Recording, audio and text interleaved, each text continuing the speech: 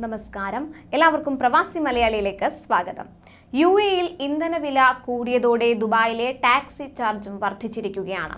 Minimum ചാർജിൽ വർധനവ് വരുത്താതെ കിലോമീറ്ററിന് ഈടാക്കുന്ന നിരക്കിലാണ് ആനുപാതിക വർധനവുണ്ടായിരിക്കുന്നത്.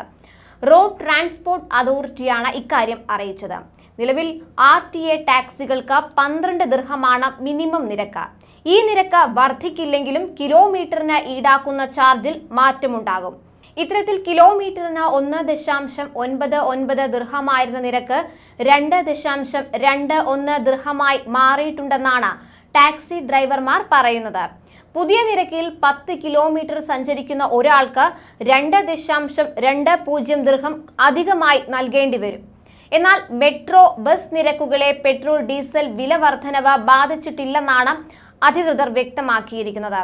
ചരിത്രത്തിലെ ഏറ്റവും ഉയർന്ന നിരക്കാണ് ഇന്ധനത്തിന് ഈ മാസം രേഖപ്പെടുത്തിയിരിക്കുന്നത്. 4.15 ദിർഹമായിരുന്ന സൂപ്പർ പെട്രോളിന് 4.63 ദിർഹമായി വർദ്ധിച്ചു. 11.5% വർധനവുണ്ടായിരിക്കുന്നത്. സ്പെഷ്യലിന് 4.03 ദിർഹമിൽ നിന്നും 4.52 ദിർഹമായി ഉയർന്നു. ഡീസൽ വില 14.9% കൂടിയത്. നേരത്തെ ഷാർജ ടാക്സിയും ഊബറും നിരക്ക് കൂട്ടുമെന്ന് പ്രഖ്യാപിച്ചിരുന്നു.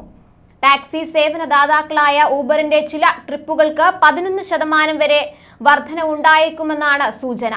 ഉപഭോക്താക്കൾക്ക് അയച്ച ഇമെയിൽ സന്ദേശത്തിലാണ് ഇക്കാര്യം പറയുന്നത്. ഇന്ധനവില വർധനയുടെ ഭാരം ഡ്രൈവർമാരെ കാര്യമായി ബാധിക്കാതിരിക്കാനാണ് നിരക്ക് വർധനയെന്നും അവർ പറയുന്നു. ഇന്ധനവില കൂടാനുള്ള ചില കാരണങ്ങൾ ഇവയാണ്.